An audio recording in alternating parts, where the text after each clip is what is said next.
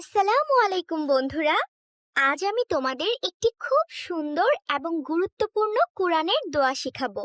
আমাদের প্রিয় নবী হযরত মুহাম্মদ সাল্লাল্লাহু আলাইহি ওয়াসাল্লাম এই দোয়াটি খুব ভালোবাসতেন। আমরাও বেশি বেশি পড়ব ইনশাআল্লাহ।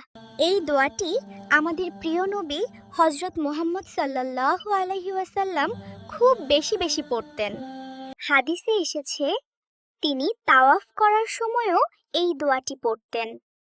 ربنا آتنا في الدنيا حسنة وفي الآخرة حسنة وقنا عذاب النار। এবার সবাই আমার সাথে পড়ো।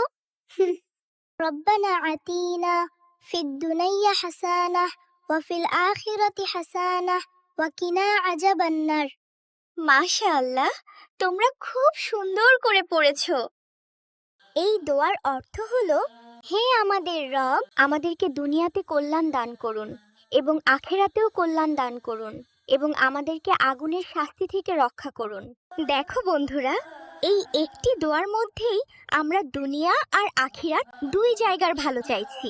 ভিডিওটি ভালো লাগলে লাইক, শেয়ার ও সাবস্ক্রাইব করতে ভুলো না। আরো সুন্দর দোয়া শিখতে আমাদের সাথে থাকো। আসসালামু আলাইকুম।